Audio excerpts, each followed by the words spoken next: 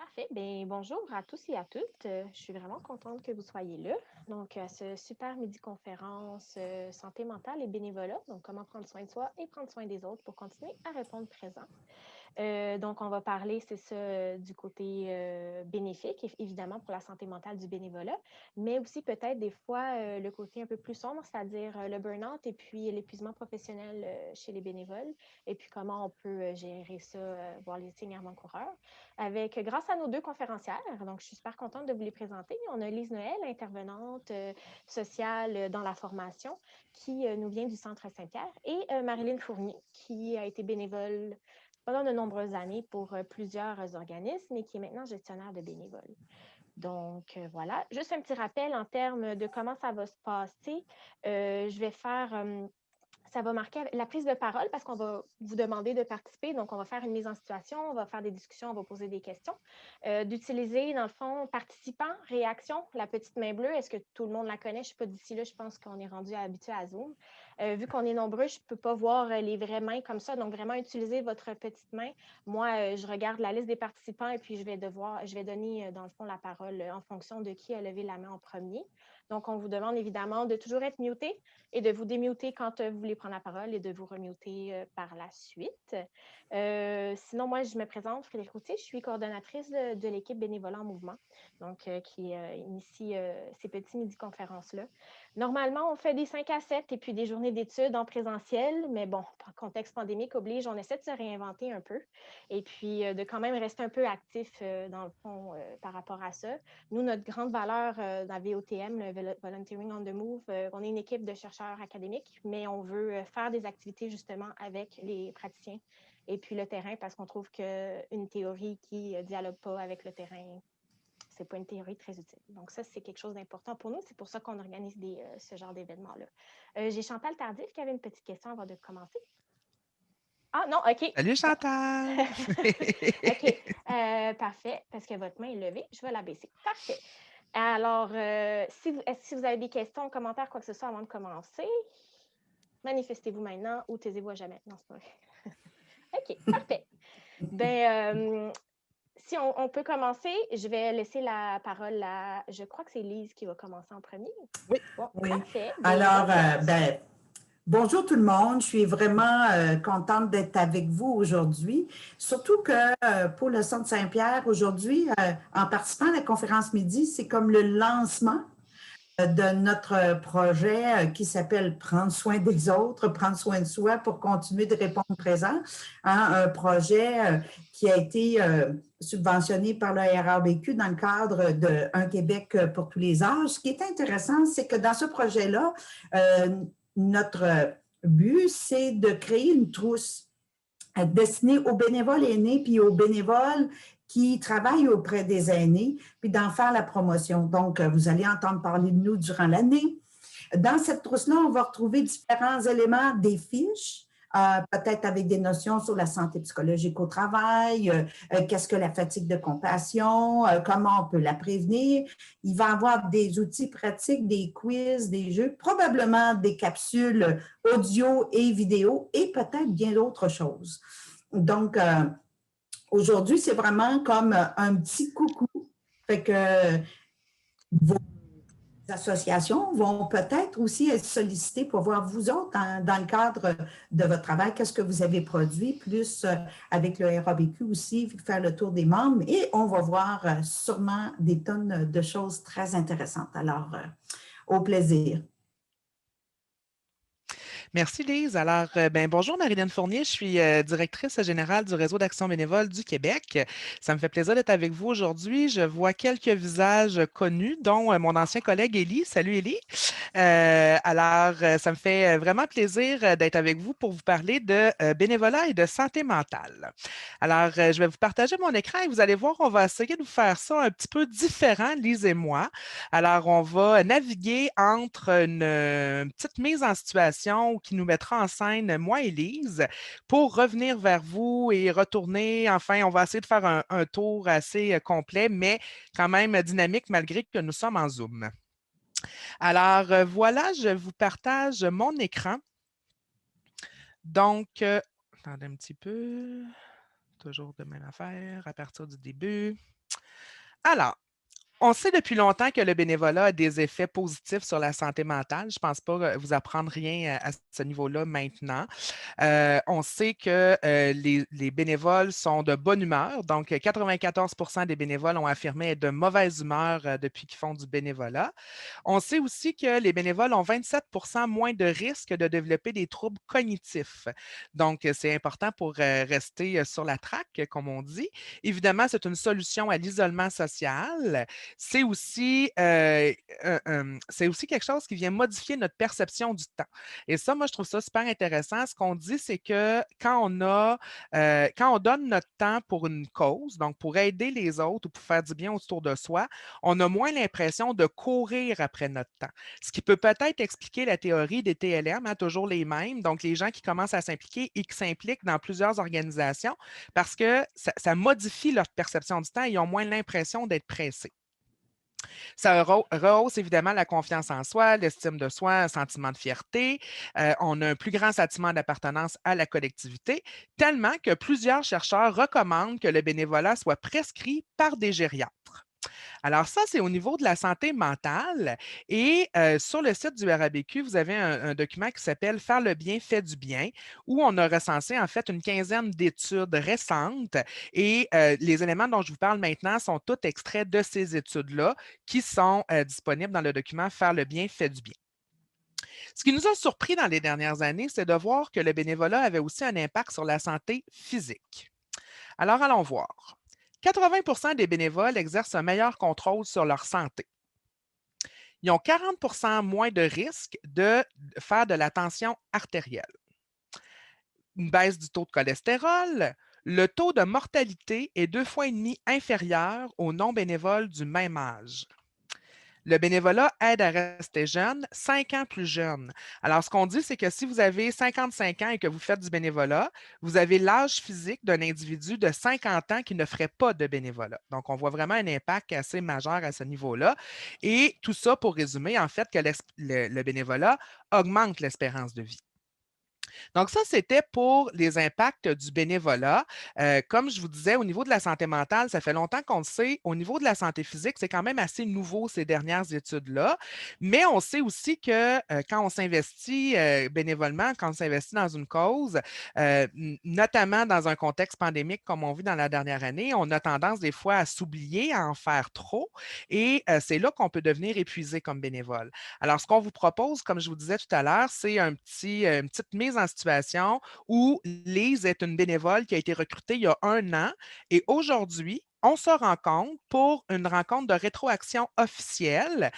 On en a fait différentes au cours de la dernière année, mais là, c'est la dernière, ça fait 1 an et on trouve ça important de s'asseoir avec Lise pour faire un wrap-up de son expérience comme bénévole. Alors, si ça vous va, on y va comme ça et on va vous poser des petites questions en cours de route. Alors, j'arrête mon partage d'écran. Je trouve Lise sur mon écran. Tu es là, juste pour bien te voir. Alors, Lise, nous sommes 1 an après ton arrivée comme bénévole au centre d'intégration. Notre centre, hein, c'est un organisme qui favorise l'intégration des familles immigrantes et des familles réfugiées. Alors, ça fait 1 an maintenant que tu es venu nous voir. Avant de voir comment ça a été, j'aimerais qu'on se souvienne un petit peu dans quel contexte tu es arrivé comme bénévole chez nous. On se souvient. J'étais au début de ma retraite, hein, quand j'ai. Oui, c'est ça. Ah, mon Dieu, je m'en souviens. J'étais tellement énervée. J'avais peur de m'ennuyer. Donc, tu voulais te trouver quelque chose à faire, finalement. C'est pour ça que tu es venu nous voir. Ben oui. OK. Est-ce qu'il y avait d'autres choses qui t'intéressaient chez nous ou comme bénévole? Ben, tu sais, c'est important. Bon, j'avais le goût de faire quelque chose qui m'amènerait un peu ailleurs. OK. Tu sais, j'ai travaillé beaucoup, je me suis beaucoup investie socialement, mais là, j'avais le goût de faire autre chose. Puis, il y a plein de monde qui me parlait du bénévolat. Puis moi, j'ai vu ma mère en faire tellement. Puis c'était une femme en forme, de bonne humeur. Puis, tu sais, moi, je sais que c'est vrai, là, parce que je l'ai vu. Les bénévoles qui s'engagent, ils ont toujours de quoi. Mais c'est drôle, ils ont toujours du temps.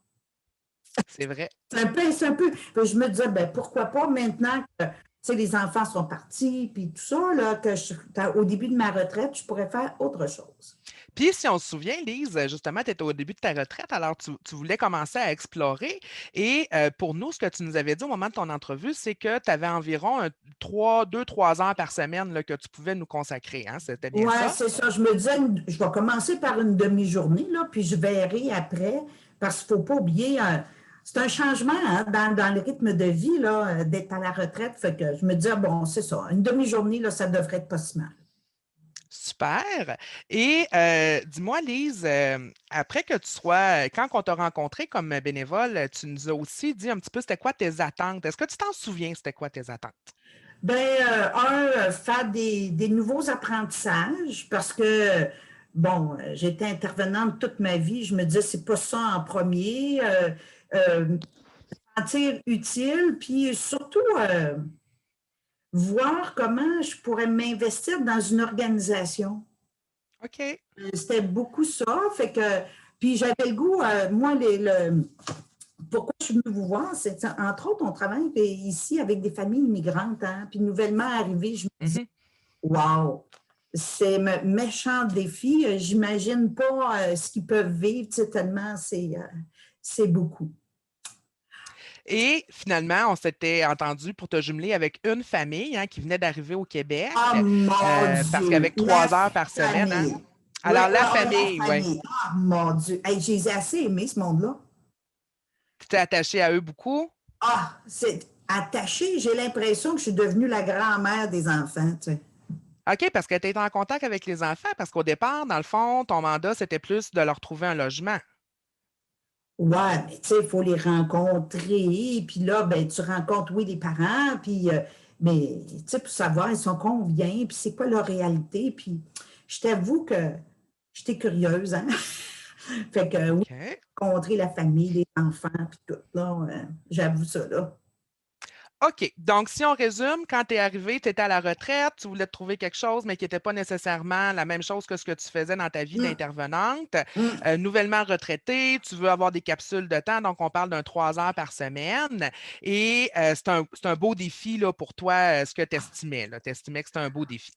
Ben oui, parce que, tu sais, moi, ça fait longtemps que je n'ai pas cherché ça, un logement. C'est vrai. Tu sais, chercher un logement quand ça fait plusieurs années que tu es installé à la même place, tu sais, puis je me disais, hey, c'est un méchant défi. Chercher un logement, tu arrives dans une nouvelle ville, je ne saurais pas quoi faire. Fait que là, je me dis, moi, c'est ma ville, au moins je sais quoi faire. Je connais un peu les secteurs, puis je me disais, ils ont des enfants, ce serait le fun, ce serait proche d'une école. Tu sais, j'avais déjà, ça m'a stimulé, puis Parfait. ben, peut-être trop. Oui, peut-être trop, mais ça, on va y revenir. On va d'abord aller voir les gens avec qui on est aujourd'hui, parce que tu ne le sais pas, mais on a au moins 30 personnes qui nous entendent, là, qui entendent notre Oh mon conversation. Dieu! Je me Est-ce serais que, vraiment, là. dans ce que Lise a mentionné au niveau de ses motivations, ses attentes, les raisons pour lesquelles elle voulait s'impliquer, est-ce qu'il y a des choses qui vous surprennent ou c'est plutôt des choses que vous avez déjà entendues ou que vous avez l'habitude de voir au niveau là, des raisons des gens qui veulent devenir bénévoles chez vous? Alors, c'est là, Chantal, qu'on peut lever la main. Je la connais, Chantal, c'est pour ça que je me permets. C'est là qu'on peut lever la main. Alors, Chantal a levé sa main. Ben oui, let's go.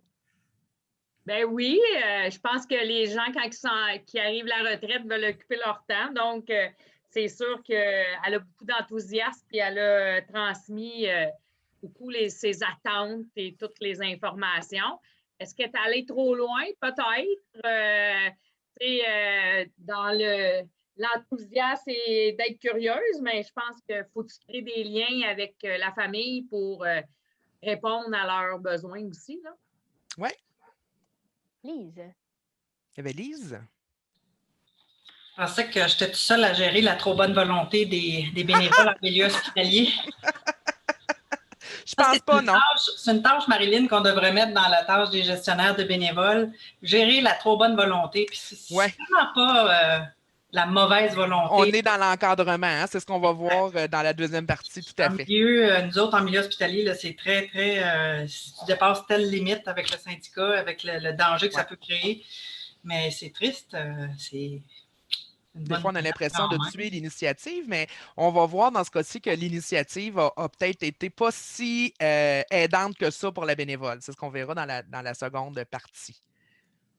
Au niveau des motivations, quand elle disait j'ai vu ma mère faire du bénévolat, je voulais faire autre chose que ce que je faisais dans ma vie professionnelle, est-ce que ça vous sonne des cloches ou c'est quelque chose qui est nouveau pour vous?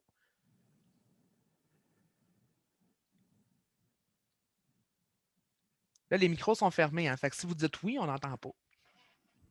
Bien, ça sonne des cloches parce que veut pas. En tout cas, souvent, quand que nos parents ont fait du bénévolat, ben, par la suite, on a été éduqués de cette façon-là, puis on en donne, mais il peut arriver une autre fois que non, là, mais OK. c'est Super. positif, là. Alors, on va. Sylvie, oui? Sylvie, il faut se Ton micro. Ouais. Oui. Je me dis que quand on a des modèles autour de soi, que ce soit sa famille ou que ce soit des gens dans notre environnement immédiat, ça a toujours un impact positif.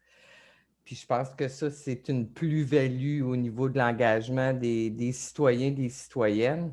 Puis l'autre élément que j'ajouterais, Marilyn, en lien avec ce que tu posais comme question précédemment, par rapport à sa motivation, à son enthousiasme et à savoir si elle était trop loin, bien, c'est dur de dire qu'elle est allée trop loin, mais c'est clair que les rencontres d'encadrement qui ont eu lieu au cours de l'année auraient dû permettre de faire cette lecture. Ben, en tout cas, auraient dû permettre de faire cette lecture-là. Sylvie, tu me dis que je n'ai pas bien fait mon travail de gestionnaire de bénévole. Non. Ben, c'est pas ça. Sylvie aussi, je la connais. C'est correct. Mais c'est ça, tu sais, c'est comme ça permettrait de faire une évaluation aussi de son investissement puis de mieux orienter la chose aux besoins, bien entendu. Oui. Tu as tout à fait raison. Là, on est 1 an plus tard. Effectivement, vous allez voir dans la suite qu'il y a eu des rencontres qui se sont faites, mais il y a peut-être des choses que je n'ai pas vues. Il y avait Nathalie. Que je n'ai pas dit. Hein? Non, mais non, tu ne l'as pas dit encore. Peut-être des choses que je ne t'ai pas dit. Ah, aussi. Bien, je dirais que oui, on entend ça d'une certaine génération dans nos bénévoles. Puis aussi, la nouvelle génération où les parents veulent emmener les enfants à faire du bénévolat, tu sais, les intégrer à faire du bénévolat avec eux aussi, puis qu'ils veulent faire ça familial. Oui, tout à fait. Alors, Lise, on va reprendre notre discussion ensemble. En fait, Lise, ce que tu me dis, ce n'est pas très différent de ce qu'on voit chez les bénévoles. Donc, ce qu'on voit au niveau du nombre d'heures, hein, tout à l'heure, tu me disais qu'on avait au départ 3 heures par semaine. C'est environ ça la moyenne. En fait, actuellement, c'est 11 heures par mois, la moyenne de bénévolat. Donc, il y a 52% des bénévoles au Québec actuellement, et ça, c'est un sondage là, que le Réseau d'action bénévole du Québec, qui sont super intéressants, ont fait en 2018 auprès de 2287 bénévoles et c'était environ 11 heures par mois. Quand tu nous disais que ta mère avait fait du bénévolat, ben il y a 47% des bénévoles qui ont vu leurs parents faire du bénévolat. Donc, c'est normal. Moi, je comprends. Ben oui, c'est normal. Moi, je comprends que ça t'a donné le goût d'en faire du bénévolat. Tu es pas mal à la même place que la majorité des bénévoles. Même qu'on dit que chez les gens qui ne sont pas bénévoles, au niveau de leur conjoint, il y en a 9% qui ont un conjoint qui est bénévole. Puis ceux qui font du bénévolat, c'est presque 50% de leurs conjoints qui sont bénévoles. Wow. Puis au niveau des enfants, c'est la même chose. Les gens qui font du bénévolat ont vu leur enfant faire du bénévolat dans 54% des cas. Puis c'est seulement 23% vrai là, dans le cas des non-bénévoles. Donc, que tu me dises que ta mère t'a donné le goût de faire du bénévolat, moi, c'est quelque chose là, qui arrive là, assez régulièrement chez les bénévoles. L'autre chose aussi que tu m'as mentionné, c'est que tu voulais voir quelque chose de différent de ce que tu faisais dans ta vie professionnelle. Ben, il y a 66% des bénévoles qui ont affirmé avoir acquis de nouvelles connaissances dans leur bénévolat. Alors ça, c'est beaucoup de monde. Et aussi, hein, c'est bon pour avoir un réseau de contacts. Tu le disais, tu étais à la retraite, tu avais peur de t'ennuyer. Donc, 29% des gens ont développé un réseau de contacts. Et on a même des gens qui se sont trouvés un emploi en faisant du bénévolat. Bon, je ne pense pas que c'était ton intérêt, hein? Je ne pense pas que c'était ton intention, vu que tu venais de prendre la retraite, mais c'est des raisons pour lesquelles les gens s'impliquent aussi, d'augmenter leurs compétences.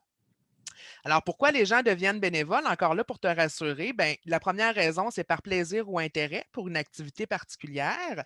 Puis la deuxième raison, c'est d'échanger puis de socialiser avec les autres. Donc, des fois, on pense que les gens veulent faire du bénévolat en se disant, ah, moi, je vais aller aider. Mais oui, on veut aider, mais on veut surtout avoir du plaisir dans ce qu'on fait. Et on veut aussi que ça nous permette de socialiser puis de se développer un nouveau réseau social. Ah oui, puis si je peux ajouter de quoi, Marilyn, tu sais, moi, quand je disais je veux apprendre des nouvelles choses, une des choses pourquoi j'étais venue au groupe ici, là, parce qu'on travaille avec des familles immigrantes, puis j'avais le goût d'apprendre à mieux les connaître.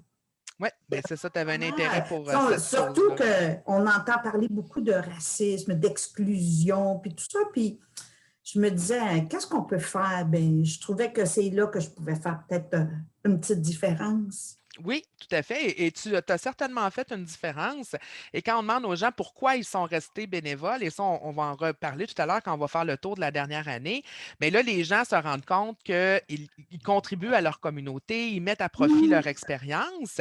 Puis si on regarde qu'est-ce que ça dit au niveau des personnes retraitées, bien, c'est 29 des gens à la retraite qui sont contents de contribuer à la communauté en faisant leur bénévolat. Et si on regarde au niveau de mettre à profit ces expériences, c'est 22.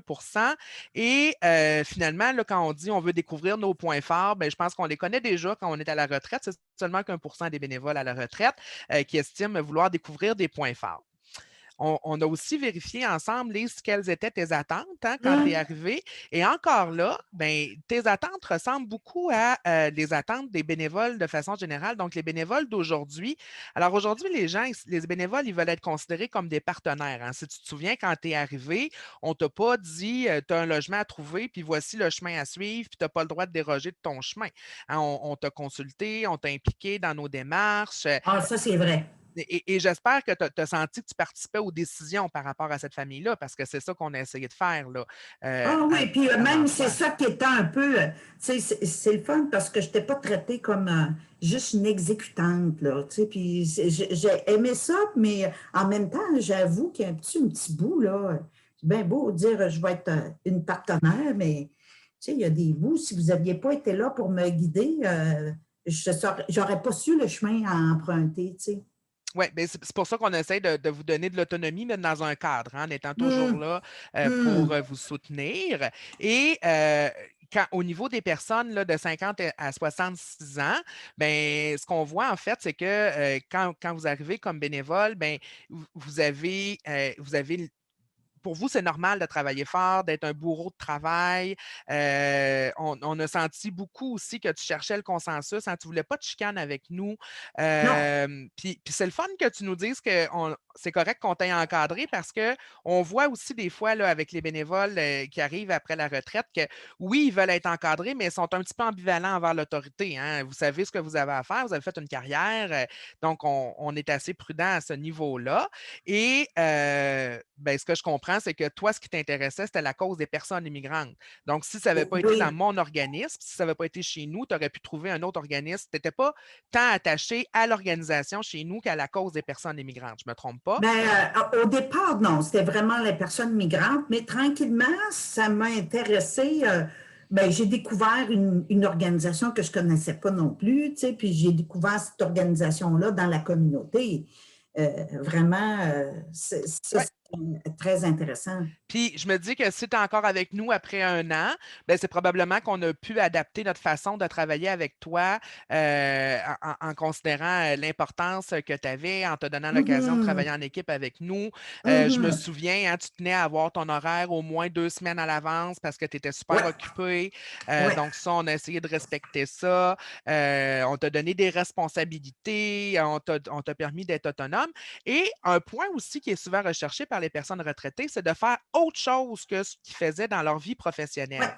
Alors, pour toi, est-ce qu'on a répondu à cette attente-là de ne pas faire la même chose que dans ton travail régulier?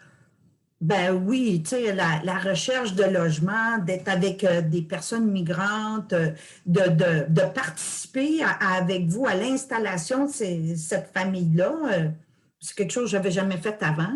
C'est sûr que là où je me retrouvais, c'est moi, avant, je travaillais avec des enfants comme intervenante, tu sais, j'ai eu l'occasion de travailler aussi avec les enfants, puis ça aussi, c'était passionnant. Oui, j'imagine, oui.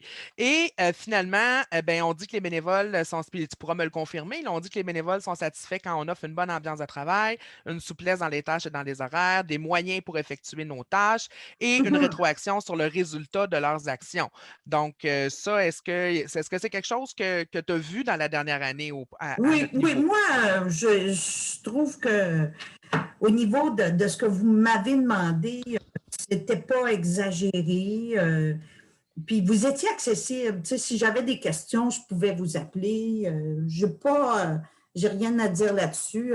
Au contraire, je trouve que j'ai été très encouragée, là.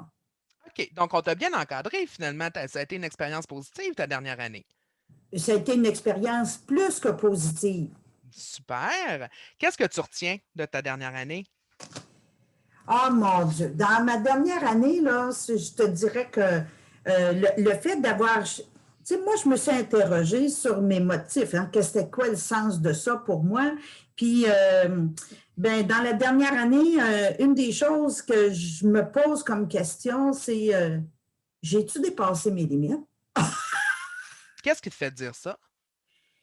Ben, tu sais, au début, c'était la recherche de logement, aider à installer la famille, puis tout ça, mais je pense que je ne vous ai pas tout dit, hein. Parce qu'il est venu la pandémie, puis tout ça fait que je me suis pas mal investie. Mais tu sais, c'est difficile, les liens avec l'école. Ils ne connaissaient pas. Avec l'école? Ben oui. Ben, Ça s'entend un petit pont, là. Tu sais, pas grand-chose, Marlene. Rassure-toi, j'ai rien fait d'extraordinaire, mais tu sais, aider à comprendre les papiers, puis qui contacter, ou des petites affaires comme ça, là. Puis, OK.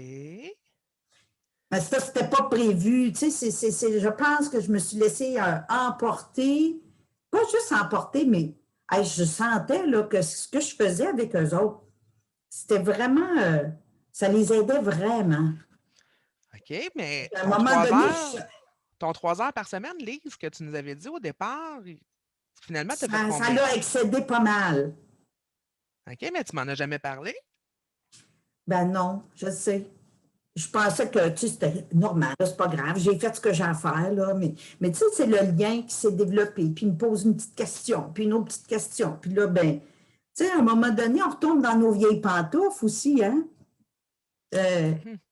Quand tu as intervenu toute ta vie avec les enfants, les liens avec l'école, il y a des affaires pour toi, ça vient de même, là, c'est comme une seconde, c'est une seconde nature qui rembarque tout le temps quand on a besoin. Mais j'ai rien fait de pas correct. J'ai juste donné un petit coup de main pour comprendre mieux les choses. OK. Puis c'était à quel niveau avec l'école, les démarches, Lise? Oh, c'était surtout pour comprendre les papiers, parce que des fois, tu sais, ils parlent français, mais des fois, il y avait de la misère à comprendre l'intention. Puis, il y avait un peu tu sais, de résistance là, avec les professeurs, la peur aussi que les professeurs les jugent. Tu sais, c'était comme pas clair pour eux autres. Puis là, ben, j'essayais de les rassurer. Puis, C'était-tu le cas? Est-ce que tu avais l'impression que les professeurs les jugeaient? Est-ce que... Non, c'était plus la peur, je pense, des appréhensions de la famille. OK. Mais j'ai pas, tu sais, je vais te le dire, je n'ai pas joué à la travailleuse sociale que je suis. Je te le dis. Mais j'ai fait plus que de chercher le logement puis installer la famille. C'est vrai. OK. Puis, je t'inquiète, c'était la pandémie qui est arrivée aussi, hein, puis ça m'a inquiétée, tu sais, je me suis même inquiétée pour le retard des enfants, peut-être. Ah ouais, OK, ouais. Puis là, maintenant, là, 1 an plus tard, à avoir plus que cherché le logement, moi, j'avais vraiment l'impression qu'une fois qu'ils avaient été installés, là, tu communiquais avec eux de temps en temps pour voir comment ça allait, mais je n'avais pas réalisé que finalement, tu t'impliques encore beaucoup avec la famille, là. Ben oui, c'est sûr. Tu sais, on se donne des nouvelles à chaque semaine. OK, puis comment tu te sens par rapport à ça? Bien, je suis contente, mais je t'avoue, je suis un peu fatiguée. Ben, j'imagine, oui. Tu sais, dans le fond, quand je te disais, ma mère, elle a fait du bénévolat toute sa vie, mon père aussi, en tout cas. Tu sais, des fois, on dit qu'il faut donner sans compter. Ben, je pense que j'ai été un peu là-dedans. Puis je m'aperçois, là, avec un peu de recul, que c'est un peu un piège, cette affaire-là. Tu sais, c'est comme, peut-être que j'ai dépassé mes limites. Tu sais, OK. au-delà du 3 heures, je pense que peut-être j'aurais pu continuer, mais j'aurais dû revenir vers vous. Ça, je le sais, là. Mhm. Mais, Ben, oui, parce que ce que tu me dis, je trouve ça un petit peu inquiétant. ouais. Ben, je trouve ça un petit peu inquiétant parce que je pense que tu t'es impliqué beaucoup plus que ce à quoi on s'attendait au départ. Ah oui, tout à fait. Tu nous avais bien précisé que tu avais 3 heures par semaine à nous donner. Là, je me rends compte que ça a un petit peu dérapé. Mais écoute, avant de voir comment on aurait pu faire les choses autrement, j'aimerais ça qu'on demande aux gens qui nous espionnent encore. Qu'est-ce que la bénévole aurait pu avoir dans un premier temps? Qu'est-ce que la bénévole aurait pu avoir comme signe? Et qu'est-ce que la gestionnaire de bénévole n'a pas vu? Et je ramène un petit peu ce que Sylvie là, nous disait tout à l'heure avec des rencontres de rétroaction. Alors, j'aimerais qu'on puisse réfléchir à ce moment-ci, autant au niveau de la bénévole, c'est quoi les signes ou ben, c'est ça, les signes là, qui auraient dû l'aviser qu'elle s'en allait vers un mur, et c'est quoi les signes que la gestionnaire de bénévole ou qu'est-ce que la gestionnaire de bénévole aurait pu faire pour éviter là, que finalement, c'est 1 an plus tard qu'on se rend compte que madame en fait beaucoup plus que ce pourquoi elle s'est engagée. On peut lever les mains. Je pense qu'on les a assommés, Lise. En tout cas, Marilyn, je peux te dire aussi que moi, là, je ne voulais pas que vous me preniez plus comme bénévole. Je voulais devenir la bénévole recrue de l'année, là. Mm-hmm. Dans le fond de mon cœur, là, il y avait ça. Tu sais que d'être... Ouais. D'accord. Alors, il y a Roxane et Élie qui veulent intervenir. On va y aller avec Roxane, puis ensuite de ça, on prendra Élie. Ben oui, je pense que au niveau là, de la famille, en fait, il y aurait pu avoir une intervention qui est faite de la part des gestionnaires qui vont vérifier avec la famille comment ça se passe avec la bénévole. Puis là, justement, obtenir des informations sur l'engagement incroyable de Lise. Oui, oui, incroyable, incroyable. Mais on en a des vraies Lises dans la vie, hein? On en a. Super. Élie?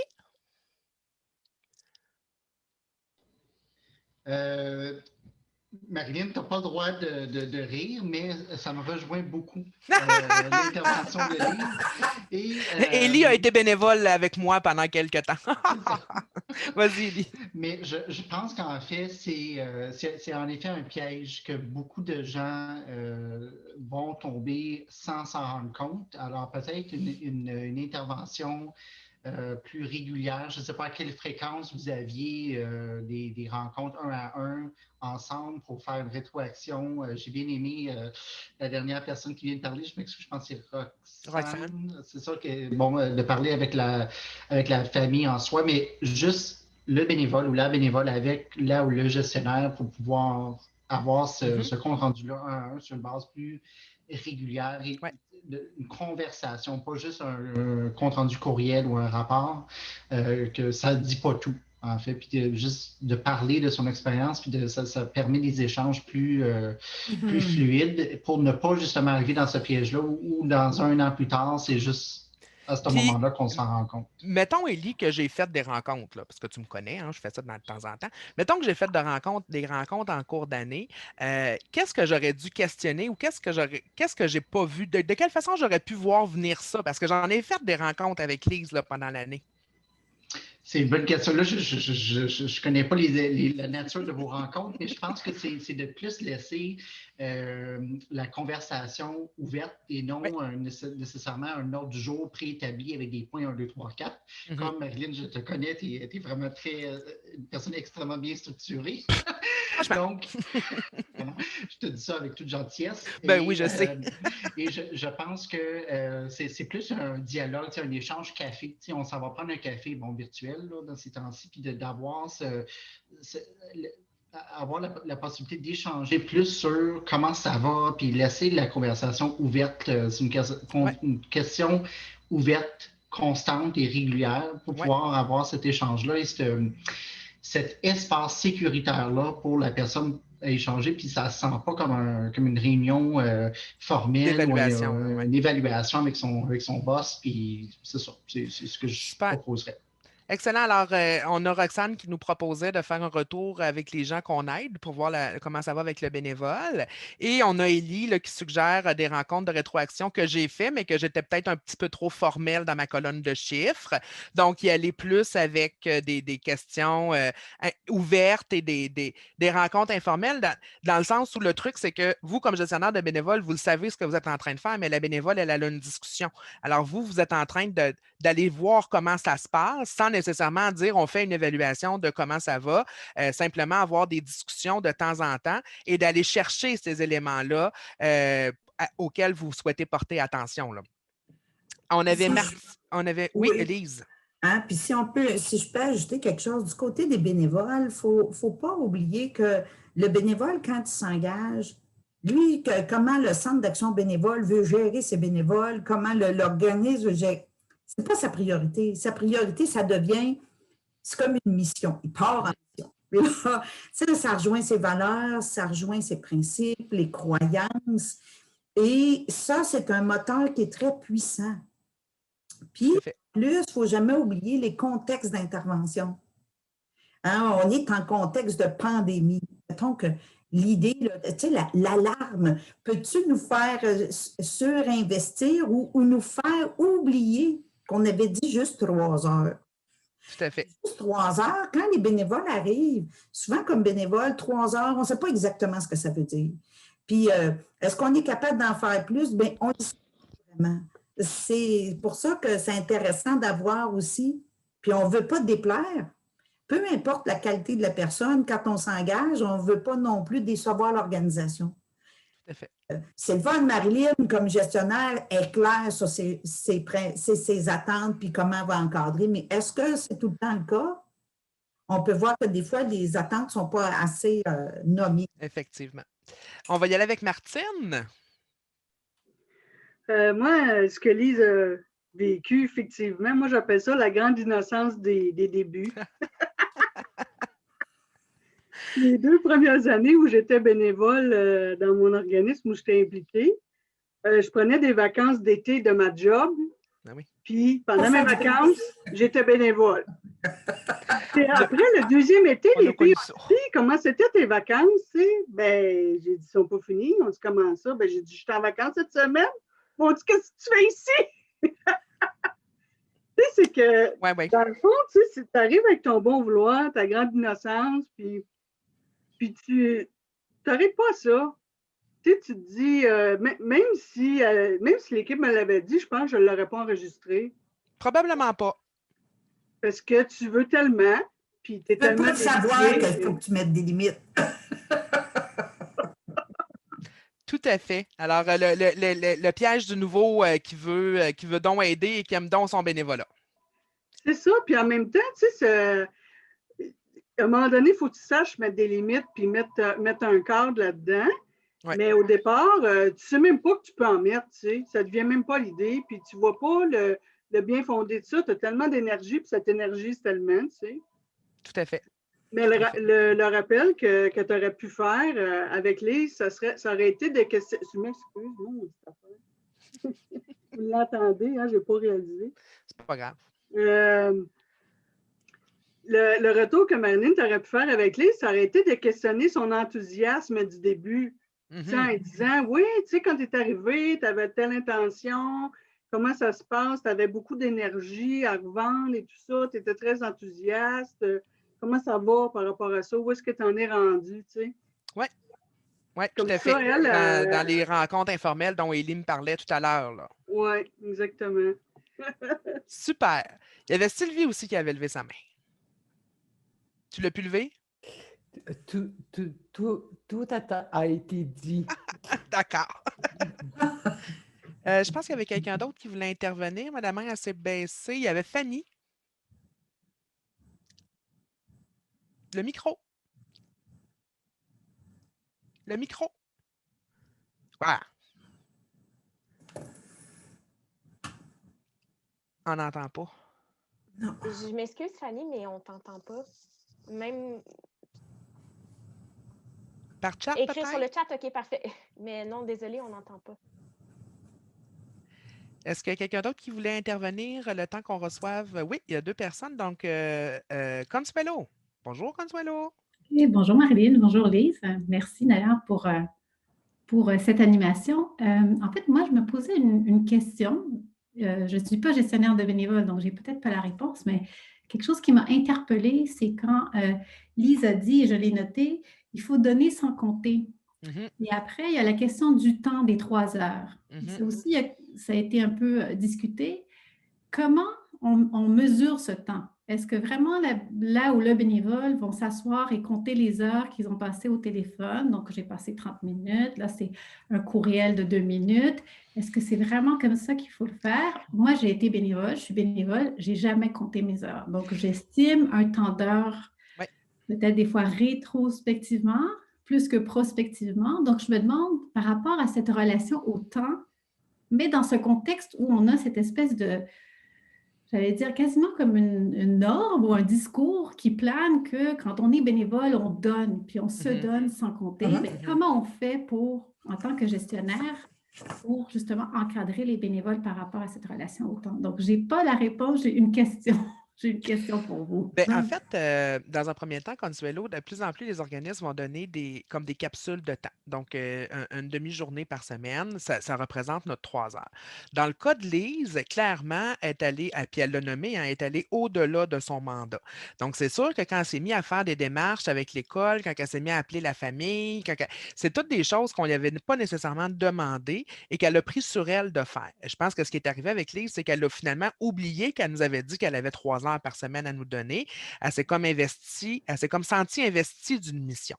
Alors, comme gestionnaire de bénévoles, les gens qui ont intervenu avant avaient tout à fait raison de dire c'est important de faire des rencontres ponctuelles de façon informelle et de vérifier ces éléments-là. Est-ce que ça concorde toujours avec le temps que tu avais à nous donner? Est-ce que on se souvient au départ, voici tes attentes, est-ce qu'on répond à tes attentes? Et là, si la personne nous dit, ah ben non, finalement, ça me prend 4 jours par semaine, ah ben là, on doit recadrer avec la personne. Peut-être que maintenant, elle a plus de temps à donner qu'elle n'en avait au départ. Ça se peut, ça aussi, que la conclusion, ce soit ça, qu'elle a tellement aimé ça qu'elle a laissé d'autres occupations qu'elle avait. Mais si elle a rajouté ce nombre d'heures-là par-dessus ce qu'elle avait déjà, c'est là qu'il faut recadrer. Puis, c'est pas évident. Et surtout dans un temps de pandémie ou dans un temps d'urgence, là, nos bénévoles se sentent effectivement investis d'une mission. Et on arrive avec le complexe de la personne irremplaçable. Pour l'avoir vécu là, autant comme bénévole que comme gestionnaire de bénévoles en urgence, ben, on ne peut pas demander à des bénévoles de faire 15 heures par jour pendant 6 jours. Puis même si le bénévole nous dit à la 7e journée, ben, je peux encore, ben, c'est non. Il faut être capable, comme gestionnaire de bénévoles, de dire non.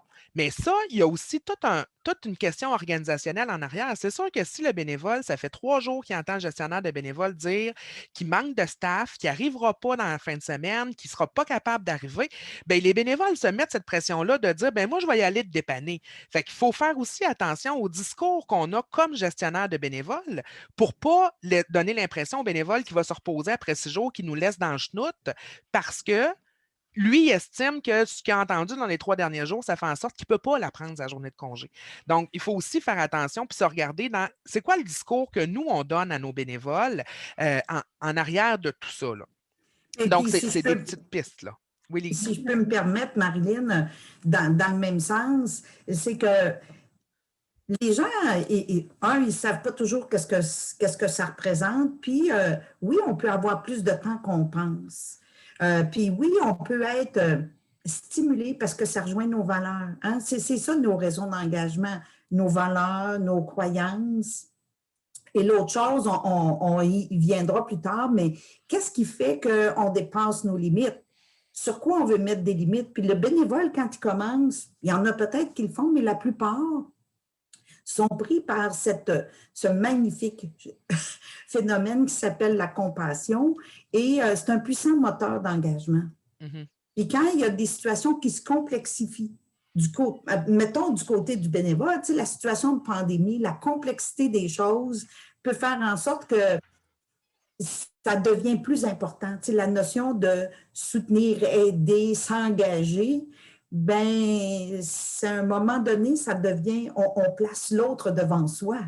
Oui. Effectivement, ce que tu disais, Marilyn, on est très sensible à ce que on entend du staff payé. Débordement, de « mon Dieu, on est dans l'urgence, on n'y arrivera pas », ben je ne vais pas y demander des affaires en plus, mais m'organiser tout seul parce que je suis une personne autonome. Tout à fait. Alors, il faut être prudent à ce niveau-là. Avant d'aller voir les deux autres mains levées, on avait deux interventions sur le chat. Alors, Fanny nous disait que ce que tu faisais chez nous comme bénévole, ça ressemblait beaucoup à ce que tu faisais comme intervenante. Mais en fait, on n'a pas vraiment situé. Lise, elle est intervenante auprès de jeunes enfants. Et là, elle se retrouve dans un organisme pour les personnes réfugiées où elle est avec la famille et pas tant jumelée avec les enfants que pour aider la famille à se trouver un logement. La base, c'était ça. Alors ça, c'est des choses qu'elle n'avait jamais fait, mais c'est sûr que ça peut être son expérience de travailleuse sociale ou d'intervenante qui l'a amenée à en faire plus. Ça, c'est fort possible parce qu'à un moment donné, le naturel revient au galop et on voit des choses qui concernent les enfants, ça vient la chercher dans ses valeurs, elle a toujours travaillé avec les enfants. Donc, de fil à l'aiguille, c'est possible qu'elle ait fait des tâches qui ressemblaient plus à ce qu'elle faisait comme retraitée, comme employée, pardon. L'autre question, c'était au niveau du bénévolat en ligne, quand il n'y a pas de gestionnaire de bénévoles, il devrait toujours avoir un gestionnaire de bénévoles quelque part, même si c'est en ligne. Des fois, les gens ne s'appellent pas gestionnaire de bénévoles, ils ne s'appellent pas nécessairement coordonnateur de bénévoles, mais ils travaillent quand même avec les bénévoles. Il y a quelques années, je travaillais dans une autre organisation, puis j'ai rencontré après ça au RABQ un autre groupe et je donnais une formation sur la gestion des bénévoles et les gens me disaient c'est qui nos clients? Nos clients, est-ce que c'est les personnes à aider ou est-ce que c'est les bénévoles? Puis moi, je leur disais, bien, avec qui vous travaillez, avec qui vous intervenez? Bien, avec les bénévoles. Avez-vous des contacts avec les clients? Bien, pas vraiment, c'est les bénévoles qui ont les contacts. Bien, vous avez votre réponse. Donc, quand on s'en va travailler dans un organisme avec des bénévoles, bien, il faut être conscient qu'on est des superviseurs de bénévoles. On n'est plus des intervenants sociaux auprès des gens qu'on aide nécessairement. Alors, il y a l'importance d'avoir toujours un superviseur de bénévoles. Puis, il y a des organismes, je pense entre autres au niveau du loisir, sur 4500 organismes en loisir, il y en a 3000 qui ne fonctionnent qu'avec des bénévoles. Donc, il n'y a aucun employé dans ces organisations-là, mais il y a quand même des gestionnaires ou des superviseurs ou des responsables de bénévoles. Donc, ce que je vous dirais, c'est arrêtez-vous pas au titre de gestionnaire de bénévoles, faites plus le voir comme étant la personne qui s'occupe de recruter et d'encadrer les bénévoles. C'est plus à ça qu'on fait référence. C'est sûr qu'au niveau du bénévolat en ligne, on n'est pas à côté de la personne pour voir combien d'heures elle fait, mais c'est la même chose avec Lise. Je n'étais pas à côté d'elle pour savoir combien d'heures elle faisait avec la famille dont elle s'occupait parce que les activités sont à l'extérieur du bureau. Et c'est la réalité de beaucoup d'organisations qui offrent des services, mais pas dans leur bureau. Fait que quand vos bénévoles font leur activité bénévole à l'extérieur parce qu'ils sont avec du jumelage, parce qu'ils sont sur des activités de financement ou quoi que ce soit, bien, vous ne pouvez pas les voir à l'œuvre. D'où l'importance de faire une rétroaction régulière dans le formel et dans l'informel pour voir comment ça se passe, puis est-ce qu'on est toujours en ligne avec ce qu'on avait comme attente au départ. Alors, voilà pour ça. Dans une grande organisation, on peut avoir énormément de bénévoles gérés par très peu d'employés. Ah oui, je suis tout à fait d'accord. J'arrive d'une organisation où on avait 5000 bénévoles pour 100 employés. Donc, oui, ça arrive souvent. C'est là que c'est important des fois d'avoir des structures bénévoles aussi. Vous pouvez avoir des bénévoles qui assument certaines responsabilités avec des groupes de bénévoles. Donc, à ce moment-là, on le voit un petit peu en cascade. Alors, c'est sûr que comme gestionnaire de bénévoles, vous êtes responsable de l'ensemble des bénévoles de votre organisation. Mais si vous avez pointé des gens comme chef d'équipe ou responsable de projet, bien, normalement, ça devrait être cette personne-là. Ce qu'on vous encourage à faire, en fait, c'est que cette personne-là devienne comme le coordonnateur de l'équipe de bénévoles qui travaille avec. Même si vous avez quand même des liens avec l'ensemble des bénévoles, bien là, à ce moment-là, dans cet exemple-là, bien, vous auriez pu avoir à transiger directement avec 100 bénévoles, mais peut-être avec 15 bénévoles qui, eux, ont des bénévoles qui travaillent, qui travaillent avec eux là, pour faire d'autres tâches. Donc, c'est souvent dans ces structures-là qu'on va s'en sortir. Là. Excuse-moi, Marilyn. En Zoom, c'est ça. Des fois, de temps en temps, c'est plus difficile d'être dans la fluidité. Oui. Et, on va voir dans les vignettes qui suivent que on peut avoir, il y a le cadre, mais il y a aussi un autre niveau de préoccupation qu'il faut avoir, surtout quand on est dans des lieux d'engagement où on est proche dans les relations humaines, très proches, dans des situations qui peuvent être difficiles, qu'il faut développer un autre niveau de préoccupation pour s'occuper justement de la santé psychologique, puis de s'occuper de l'énergie qu'on veut aussi constante qu'au départ. Oui, tout à fait. Juste avant d'aller avec Élie, là, je vais poursuivre, terminer au niveau du chat. Alors, on dit qu'il faut donc former les bénévoles leaders sur comment on encadre des bénévoles. Oui, tout à fait. Puis, est-ce qu'on perd en qualité d'encadrement? Je pense pas. Je pense que ça dépend beaucoup des individus qu'on va choisir comme responsables de bénévoles parce que c'est pas une reconnaissance de dire, toi, ça fait 10 ans que tu es là, on va te mettre responsable d'un groupe de bénévoles. Il faut que la personne ait les compétences et le profil pour superviser le groupe de bénévoles. Il y a des organisations qui donnent des cours en leadership ou en gestion d'équipe à leurs bénévoles responsables de d'autres bénévoles.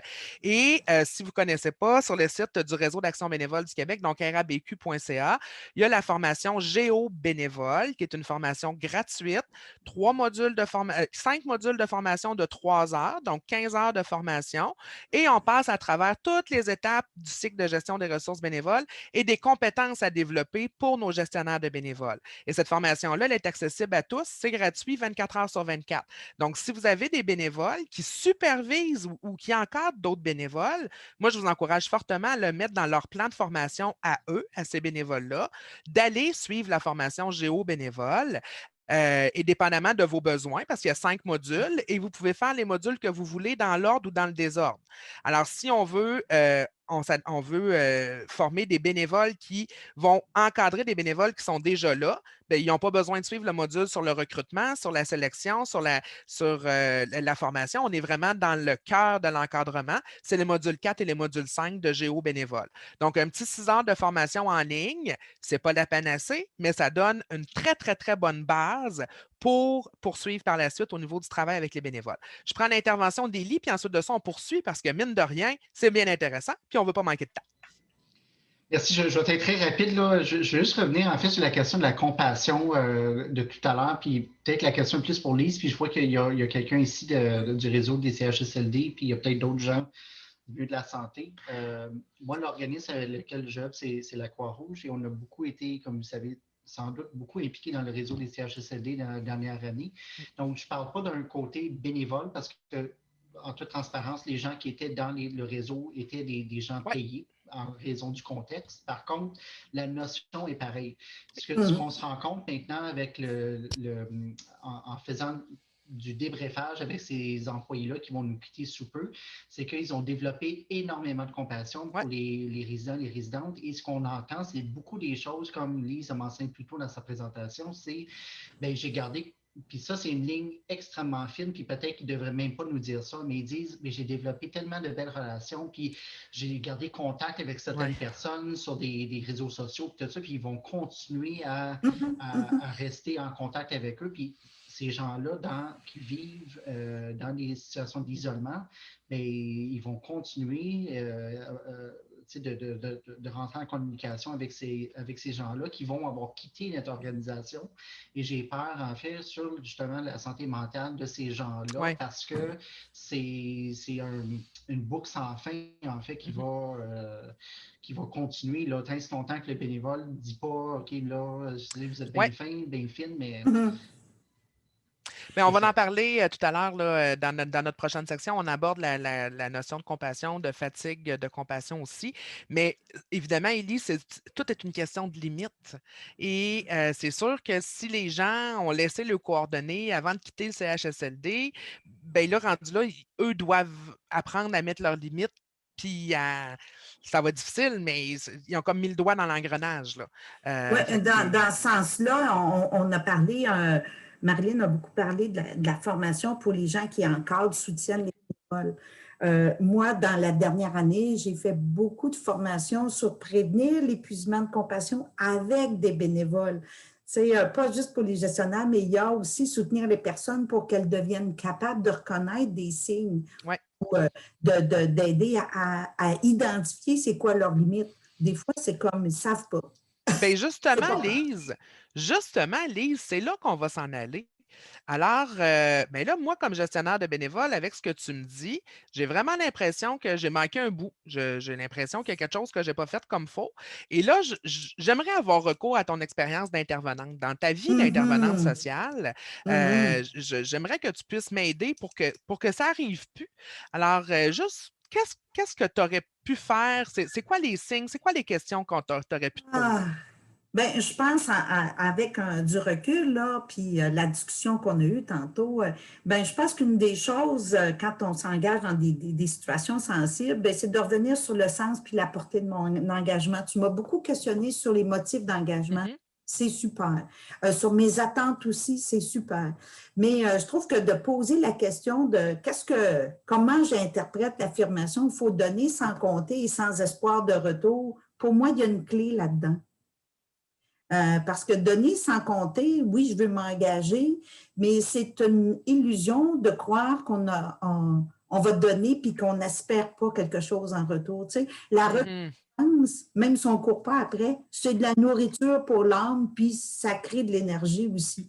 Mais en même temps, ça vient nous allumer sur c'est quoi les conditions puis les limites de mon engagement. Puis, dans ton cas? Oui, ben c'est ça. Je pense que je n'avais pas trop réfléchi avant.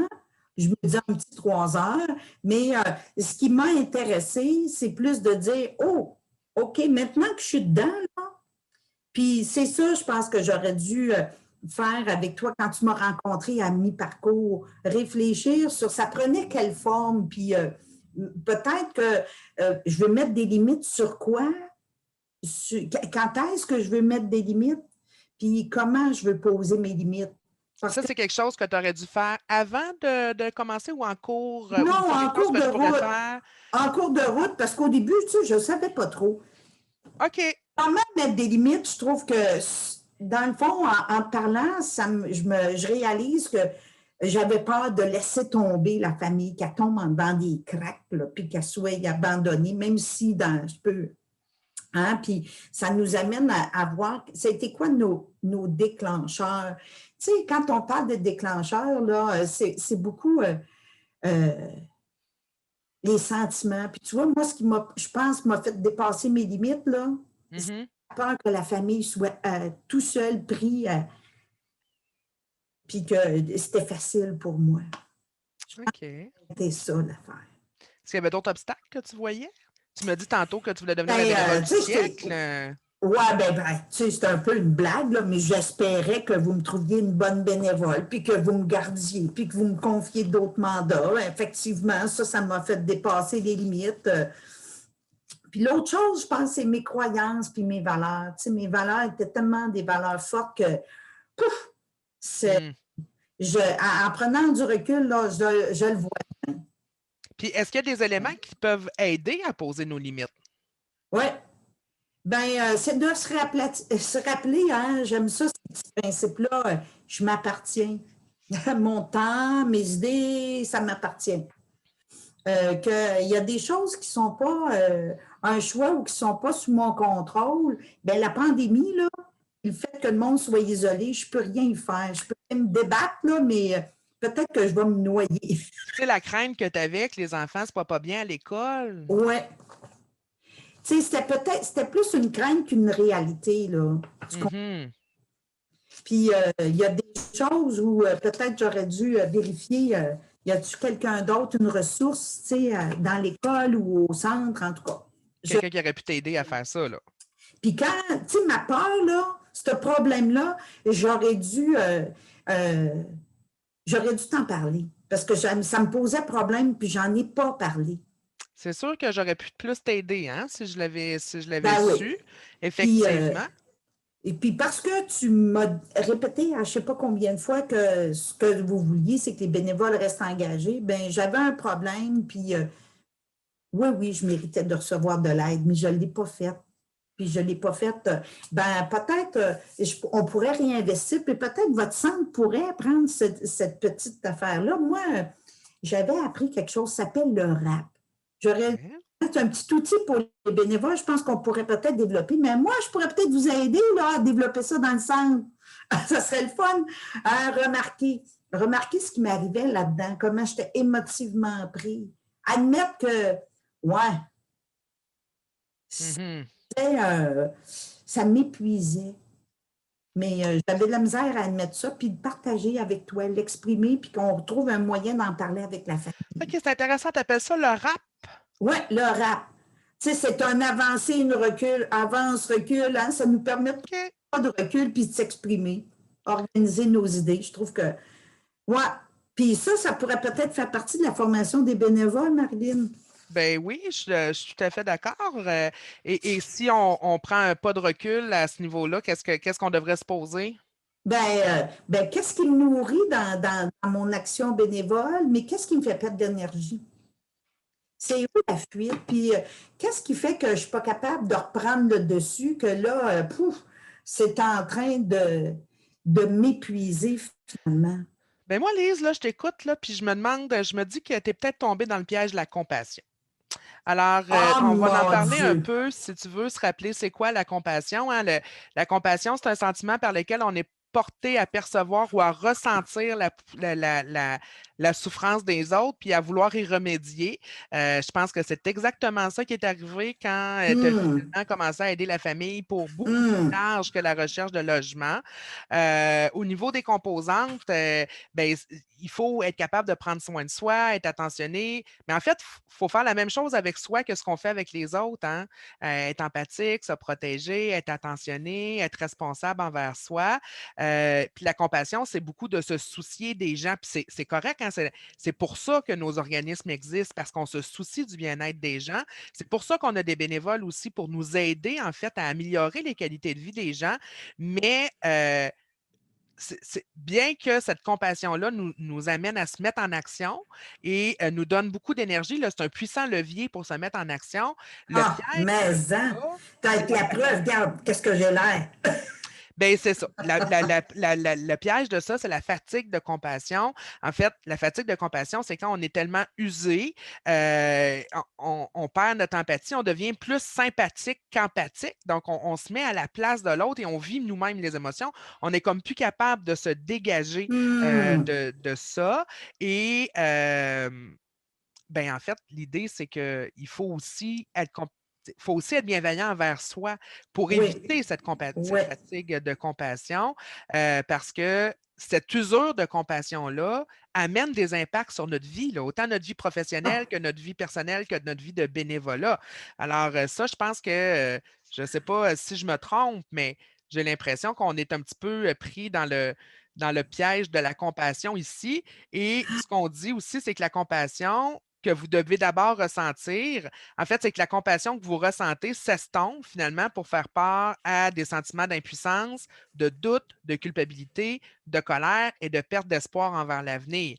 Fait que moi, j'ai comme l'impression qu'on est tombé dans ce piège-là dans ton bénévolat au cours de la dernière année, où ce qui t'a permis de te mettre en mouvement et d'aider la famille à trouver son logement, mais finalement, tu en as fait plus, puis là, c'est la fatigue qui s'installe. Puis je me souviens, Lise, notre dernière rencontre, où tu semblais un peu ses dents. Tu sais, je me souviens que oh mon Dieu, l'impatience, tu étais très réactive et tu m'as même dit, on sait bien, toi, les personnes réfugiées, tu ne les comprends pas. Là, j'ai été un petit peu surprise. J'ai-tu dit ça pour vrai? Ben oui, tu m'as vraiment dit ça. Oh mon Dieu! Tu vois, dans le fond, ça te fait réaliser que tu sais, j'étais enthousiasme, engagée, tout ça, mais qu'il y a quelque chose, hein, c'est que ça m'a fait placer les autres avant moi. Mais si je suis tellement fatiguée et que je suis plus bénévole, je ne serai plus à rien, là. Je comprends, mais est-ce que tu peux être bénévole à la limite que tu t'étais mis au départ? Est-ce qu'on peut remettre nos limites par rapport au temps que tu avais à donner et à l'investissement que tu veux faire dans ton bénévolat? Ben oui, parce que moi, je veux continuer. C'est ça, quand je dis je ne sers plus à rien, si je suis trop fatiguée et que je me désengage, c'est pas bon ni pour moi, ni pour l'organisation, ni pour les familles. Tu sais. Ben non, parce que l'attitude faut que change. Oui, tu as raison. Puis l'état dans lequel tu es, tu sais, moi, je t'en ai parlé un petit peu tantôt, là, quand tu m'as dit, toi, tu ne comprends pas. C'est pas toi, ça, Lise, là. C'est pas toi que j'ai connu comme bénévole depuis un an. Et là, probablement que j'aurais dû me questionner. Là, pour moi, comme gestionnaire de bénévole, ça aurait dû me sonner des cloches parce que je voyais que tu étais épuisée. Je voyais aussi que tu étais très réactive. Tu étais plus pessimiste. Hein? C'est comme si nous autres, on ne pouvait pas les comprendre, les réfugiés, fait qu'on ne pourra jamais les aider comme du monde. C'est un petit peu ça que j'avais perçu de ta part. T'as rendu excessive, hein? Ben, excessive et tu te mettais vraiment à la place de la famille. Là. À un moment donné, j'avais l'impression de parler J'avais l'impression que tu étais plus fâchée que la mère de famille de ce qui arrivait avec les enfants. Parce que tu ne m'avais pas dit que tu avais organisé l'école, mais tu m'as quand même dit qu'il y avait quelque chose avec les enfants. Puis je trouvais que c'est comme si tu voulais faire les choses plus qu'elle. C'est comme si tu voulais plus qu'eux autres. Là. Donc ça, j'ai remarqué ça. Puis évidemment... ben, je te l'ai nommé, là, l'irritabilité, là, c'est quelque chose que je n'ai pas connu chez toi là, beaucoup avant les dernières semaines. Oui. Puis c'est vrai que je t'ai rendue plus tolérante. Aussitôt, je te dis que je démarrais rapidement, aussitôt que j'entendais une critique, que j'entendais un préjugé, écoute, je tirais plus vite que mon ongle. Ben oui, c'est dans ce contexte-là que tu m'as dit que je ne les comprenais pas. Oui, c'est ça. Fait que je pense vraiment que je ne peux pas dire que ma batterie est à terre, mais il y a des signaux d'alarme hein, qui sont forts. Là, puis, je pense qu'il faut qu'on réfléchisse ensemble sur comment je peux faire pour continuer puis d'être aussi passionné, mais mesuré peut-être. On revient à mettre les limites. On revient à ça. On revient à ça. Et moi, j'aimerais ça que tu retrouves ton petit sens de l'humour là, qui nous faisait toujours plaisir là, dans tes débuts de bénévole. Voilà. Ça aussi, on a vu que c'est un petit peu moins là, mais là, je comprends là, que c'est vraiment la fatigue là, qui t'a amené là. Oui. Et j'aime pas ça, moi, entendre que tu penses que tu ne seras pas une super bénévole parce que tu ne donnes pas 15 heures par semaine. Là. Le temps que tu donnes, il est important et les mandats que tu as sont intéressants, mais il ne faut pas en faire plus que ce qu'on demande, plus que ce que le client demande, comme on dit. Je peux te rassurer que je ne suis pas rendue à me poser la question de c'est quoi le sens de la vie, là, puis à quoi ça sert. Je ne suis pas là-dedans. OK. On n'est pas là. On est encore échappable. Oui. Et pour l'avenir, les facteurs de stress là, ou les facteurs de risque auxquels il faudrait porter attention, Lise, tu me dirais quoi en retour? Il y a des... Tu sais, la situation des personnes comme telles, c'est dramatique, puis on n'a pas l'habitude de connaître... On ne connaît pas ça, hein, ces situations dans lesquelles les réfugiés ont été. L'autre chose, je dirais... revenir sur la responsabilité puis notre rôle, je pense que c'est quelque chose d'important parce que des fois, puis de vérifier si je suis capable de prendre un pas de recul. L'autre chose, c'est peut-être, je dirais la variété. Tu sais, on dit souvent que c'est la fréquence qui va augmenter. Hein? Oui. Mais moi, ce qui a fait, je pense que c'est la pandémie. Si on avait été dans un autre contexte, probablement que j'aurais eu d'autres mandats, tu sais, puis que j'aurais été... Mais là, j'ai été investie pleinement et puis peut-être trop. Puis mes limites personnelles, me questionner là-dessus. Puis ma capacité de prendre soin de moi, là, je l'ai oublié. Pourtant, j'étais bonne là-dedans avant. Mais on dirait que j'ai perdu mes repères. Fait que finalement, Lise, qu'est-ce que tu dirais si, pour la suite là, de ton implication, parce qu'on espère bien que tu vas demeurer bénévole chez nous, qu'est-ce que tu dirais si on se négociait un contrat, mais un contrat de toi à toi? Ah! Ça serait vraiment une bonne idée. Qu'est-ce qu'on mettrait dans ce contrat-là? C'est ça que j'allais te demander. Qu'est-ce qu'on mettrait dans ce contrat-là, Lise? Peut-être dans le contrat entre moi et moi, on devrait retrouver un ingrédient qui est... qu'est-ce qui me motive à m'engager? Puis, c'est quoi les limites à mon engagement? Puis, l'autre chose, d'identifier peut-être des moyens que je pourrais régulièrement mettre en place pour continuer d'être engagée, mais refaire mon énergie, rester aussi motivée, garder mon sens de l'humour, puis des choses concrètes. Hein? Puis que, sais-tu quoi? J'ai une bonne idée, Marlene. Ouais. Je vais le préparer, je vais faire comme si je m'écrivais une lettre, là. Je vais te la donner. On va la mettre dans ton dossier, puis s'il y a de quoi, on va la ressortir. Bien, mieux que ça. Tu vas me la faire parvenir dans 6 mois. Ah, c'est une bonne idée. Tu vas me l'envoyer par la poste, puis je vais voir si j'ai respecté mon engagement envers moi-même, parce que ce n'est pas un engagement envers votre organisation. Non, c'est envers toi. C'est un engagement avec toi que je veux. Oui. Fait que, penses-tu que c'est faisable, ça? Je vais oui. Là, puis je te donne, puis oui. Je veux que tu la mettes dans une enveloppe, puis tu me l'envoies. Oui, moi, je pense que c'est très faisable et ça vient un petit peu répondre à qu'est-ce qu'on peut faire au niveau pour continuer de répondre présent. Alors, on a des pistes d'intervention individuelle, on a des pistes d'intervention collective et on va finir avec ça, puis par la suite, on va avoir quelques minutes là, pour continuer de discuter, notamment répondre aux questions ou aux interventions sur le chat. Alors, au niveau de toi comme bénévole, Lise, qu'est-ce que tu devrais faire? À part notre contrat dont on vient de parler, là. Bien, prendre conscience, en tout cas, ou identifier qu'est-ce qui me stresse. Hein? C'est quoi les sources de stress? Puis, je pense que l'idée du rap, là, je pense que je vais réinvestir ça pour pouvoir définir mes limites, puis aller chercher de l'aide. C'est-à-dire, je pense régulièrement, quand il y a des difficultés, parce que je suis autonome, il faut que je prenne l'habitude de dire, je ne suis pas dans ma job, là, je suis dans un bénévolat. Donc, aller chercher de l'aide plus souvent. Ouais. Puis, là, j'ai pris conscience de mes modèles, là, puis qu'est-ce qui me pousse à aller de l'avant. Enfin, je pense que ce serait pas mal ça qui m'aiderait en plus du compte. Puis, trouver d'autres sources pour occuper du temps, mais qui me permettent de recharger mes batteries. Pour pas être juste, ça devient comme un tunnel dans lequel on s'engage. Ouais. Je pense qu'il faudrait que je fasse ça. Oui, bien, c'est des bonnes pistes. Puis moi, de mon côté, au niveau de notre organisme, là, bien, on va faire attention pour reclarifier les attentes, les rôles et les responsabilités. On va délimiter aussi les espaces là, au niveau de toute la question de ton autonomie, au niveau de ton cadre. On va peut-être aussi essayer de voir si on ne peut pas identifier des bénévoles aussi qui pourraient nous aider à être plus attentifs à certains signaux ou à certains signes, surtout quand on est dans une situation particulière là, comme celle qu'on vit actuellement. On va évidemment nous encourager, on va toujours tendre vers avoir un climat agréable au sein de l'équipe. Puis moi, je vais porter une attention plus particulière à nos bénévoles pour qu'il y ait toujours un équilibre entre leur vie personnelle et leur bénévolat et leur travail. J'ai une idée, Marlene. Vas-y.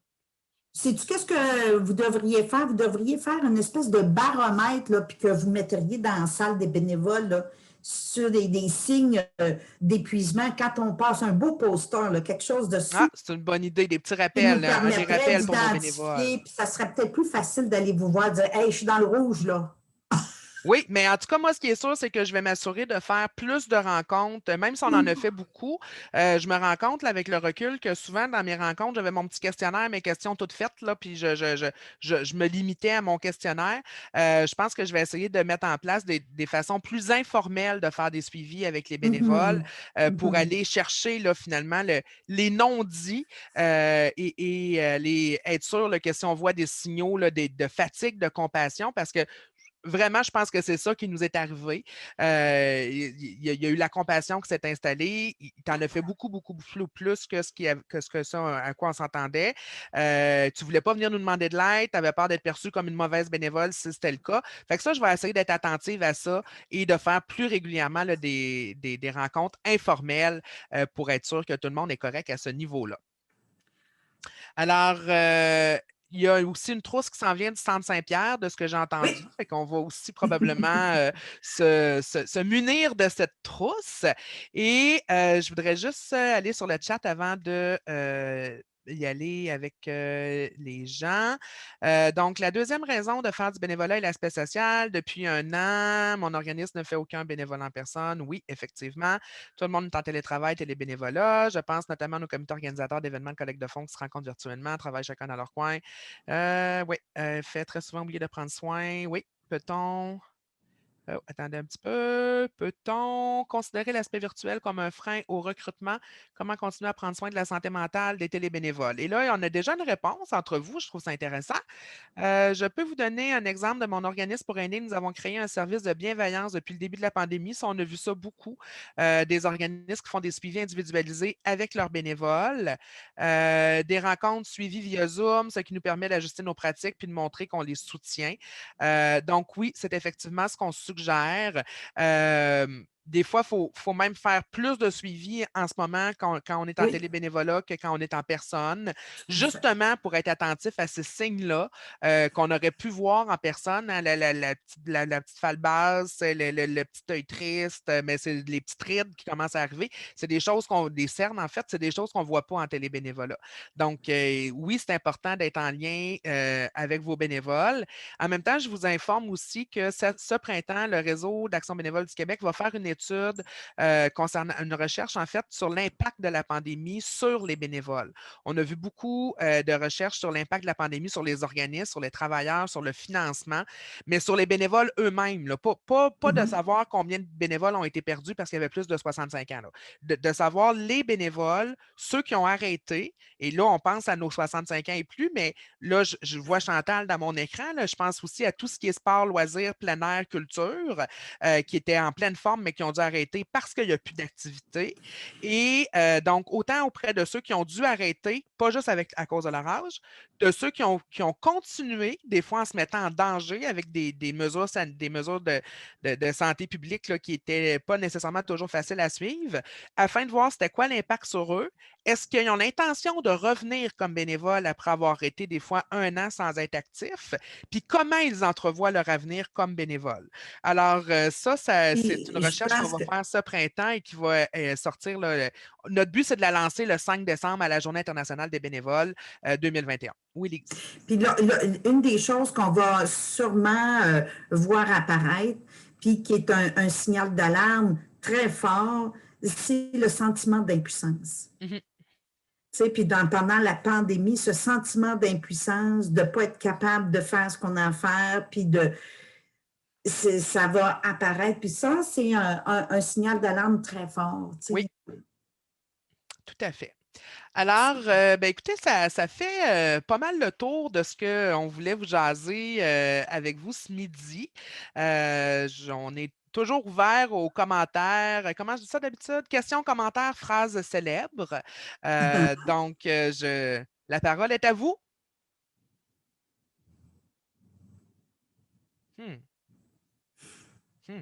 Ça, c'est peur, hein?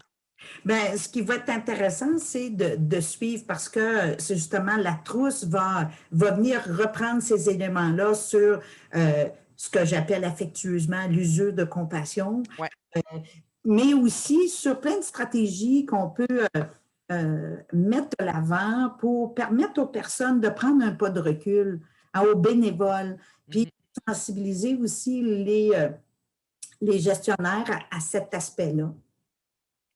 Tout à fait. Je m'excuse, je disais bien à Chantal comme ça. Il y avait Consuelo. Oui, je voulais commencer par vous remercier, Lise et Marilyn, pour ce midi-conférence. Ça a vraiment été à la fois animé, avec du contenu, des échanges. Je trouve que c'est très riche. Souvent, des activités par Zoom qui durent plus d'1 heure, c'est épuisant. Et pourtant, moi, pour reprendre vos mots, mes batteries ont été rechargées. Donc, merci pour ça.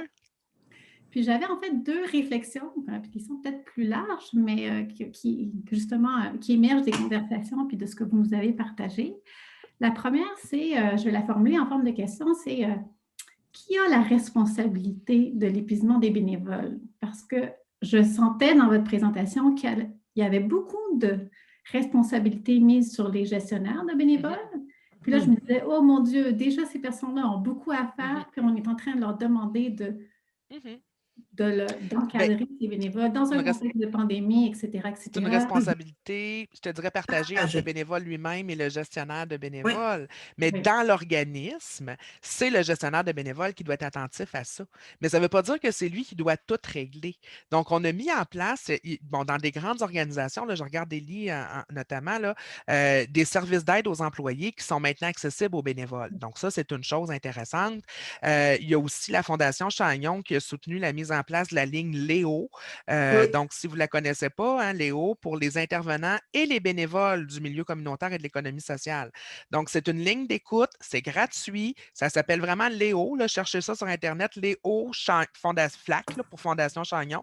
Et donc, le rôle du gestionnaire de bénévoles, c'est d'être attentif et de référer la personne vers les bonnes ressources. On ne veut pas que les gestionnaires de bénévoles se mettent à être les intervenants sociaux ou les psychologues des bénévoles. Il y a une relation qui se développe entre le bénévole et le gestionnaire, mais le gestionnaire de bénévoles doit aussi lui-même mettre sa limite, puis à un moment donné, savoir que là, le bénévole a besoin d'aide et ce n'est pas nous qui pouvons l'aider, on dépasse nos limites, mais le référer vers les bonnes ressources. Mais oui, Consuelo, c'est la responsabilité du gestionnaire de bénévoles de s'assurer que tout va bien pour tout le monde au niveau du bien-être des bénévoles. Oui, puis si j'ajoute quelque chose, c'est le meilleur coup qu'on peut faire, c'est de former nos bénévoles à reconnaître les signes, puis les aider eux-mêmes à mettre des limites. Ouais. Puis les aider à assumer ça, puis à ne pas se sentir coupable. Et il y a une partie, c'est jamais juste un élément, hein, c'est quelque chose qui joue à deux. Mais si je ne le sais pas, je n'en suis pas consciente, je vais pas être capable de le faire. Puis je l'ai vu, ça fait une différence quand on prend le temps avec les bénévoles sans être culpabilisant. Mais en revenant sur nos motivations, en disant, ben, tu peux contribuer de façon significative, mais sans dépasser tes limites. Tout à fait. Ça, c'est rassurant de penser qu'on va durer. Oui.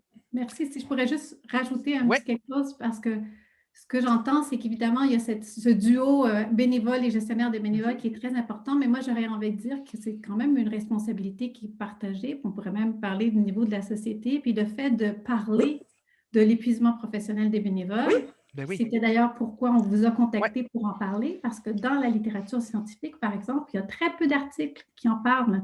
Donc, c'est traité, mais c'est comme si, parce que c'est du bénévolat, ben en fait, ça serait épargné. On parle de l'épuisement professionnel dans le milieu professionnel ou dans le travail salarié. Donc, je pense que aussi le fait d'avoir cette conversation, d'en parler ouvertement, de dire justement, comme disait Lise, de ne pas culpabiliser les bénévoles qui peuvent avoir ces signes, c'est aussi une façon de partager cette responsabilité. Je voudrais que c'est assez récent. Même les grandes organisations qui ont des services d'aide aux employés, moi, je me souviens à l'époque, le service d'aide aux employés, c'était pour les employés. Et à un moment donné, on a vécu une situation où nos bénévoles étaient confrontés à des situations vraiment pas cool. Et c'est là qu'on a dit, OK, bien là, on va appeler Shepherd, là, puis on va ouvrir notre programme d'aide aux employés aux bénévoles. On va faire connaître aux bénévoles le numéro de la ligne téléphonique. On va rajouter les bénévoles dans notre base de clients potentiels pour notre service d'aide aux employés. Mais c'est récent. Ça fait pas, il y a 20, il y a 15 ans. En fait, ça date de ma dernière urgence que moi j'ai faite. Puis la dernière urgence que j'ai faite, c'est en 2015-2016. Donc, ça fait pas plus que 5 ans là, que nous, dans une grosse organisation, ben, je dis nous, là, mais que la grosse organisation où je travaillais a donné accès à ses bénévoles au service d'aide aux employés. Puis moi, je dirais que tu vois, en 2014-2015, moi, j'ai commencé à faire des interventions justement auprès des bénévoles et des proches des personnes qui étaient victimes texte de guerre. Et puis, les journalistes qui étaient très impliqués, donc les gens qui s'engagent dans des actions. Et même s'il y a peu d'articles dans la littérature, il y a quand même quelques affaires qui ont été écrites, pas beaucoup au Canada. Au Canada anglais, il y a ceux qui travaillent avec les familles de militaires qui se sont intéressés aux enfants puis aux familles, donc les proches aidants dans le stress secondaire. Et puis, peut-être que cette année donnera le goût à certains chercheurs de d'écrire et de décrire, il y a quand même passablement de matériel à structurer et à systématiser.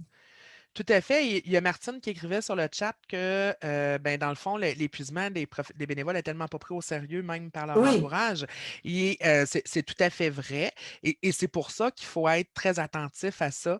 Et c'est pour ça aussi que le projet dont Lise vous parlait au début, le Centre Saint-Pierre, la trousse pour prendre soin de soi en continuant de prendre soin des autres, c'est pour ça que la RABQ a voulu soutenir ce projet-là aussi, parce qu'on parle très peu de la santé psychologique ou du bien-être psychologique des bénévoles. Là, on commence à entendre parler de la santé mentale des employés en télétravail, mais rien entendu encore sur les bénévoles. Donc, fait que c'est ça qu'on veut aussi aller faire ressortir dans notre recherche dont je vous parlais, à savoir les impacts là, aussi psychologiques là, de ces gens-là, parce que quand on sait que le bénévolat vient briser l'isolement, vient développer un réseau social, et là, tout à coup, on se retrouve avec pas d'activité bénévole pendant 1 an.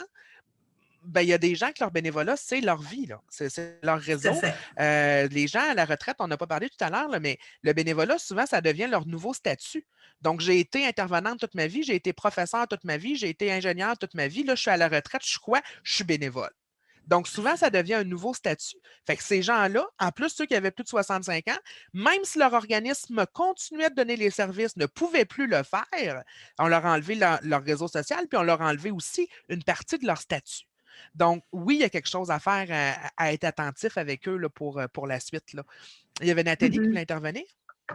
Bien, je voulais dire que moi, on sent beaucoup de nos bénévoles, justement, qui ont 65 ans et plus, beaucoup de culpabilité aussi. Oui, tout à fait.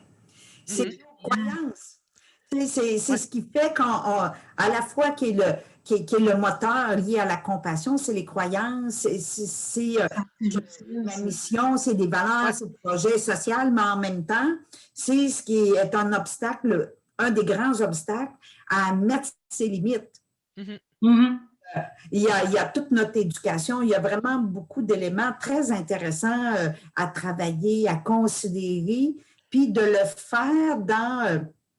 poser un regard qui est juste, stimulant, puis épanouissant. Dans le fond, on veut aller vers un affranchissement de nos obstacles. Hein? C'est pas rien. Comment s'affranchir des obstacles? Bien, ça prend comme une voie dans laquelle s'insérer pour jouer avec notre galerie de personnages qui est liée à la culpabilité, liée mais on sentait beaucoup aussi, ces bénévoles-là ont des enfants. Alors, les enfants avaient beaucoup peur pour leurs parents, leur demandaient d'arrêter le bénévolat. Exact. On a vu beaucoup de frustration aussi. Là. Nous, on entend de plus en plus ça là, chez les bénévoles de 65 ans et plus. Là. Moi, nous, on a une collègue au RABQ, là, elle a plus de 70 ans et est plus en forme que moi. Là. Pour vrai, là, physiquement, elle est plus en forme que moi. Fait que moi, avoir attrapé la COVID, j'aurais probablement été plus malade qu'elle aurait pu l'être, mais elle avait en haut de 70 ans, fait qu'elle a dû arrêter. Elle est vraiment fâchée. Elle est vraiment fâchée de ça. Pour vrai, là, elle est très frustrée de ça. Puis je la comprends, là, parce qu'effectivement, elle est en très grande forme. Alors, de la culpabilité de ne pas être là ou de la culpabilité de ne pas écouter nos enfants qui nous disent « vas-y pas parce que c'est dangereux, mais que toi, tu vas y aller pareil. » Fait que là, tu te choisis ou tu choisis tes enfants. Non, ça a été toute une situation. Ça nourrit le sentiment d'impuissance. Oui, c'est sans compter les couples, souvent de personnes plus âgées, qui ont le chez eux. La madame a chez eux, elle a un copain qui est chez eux.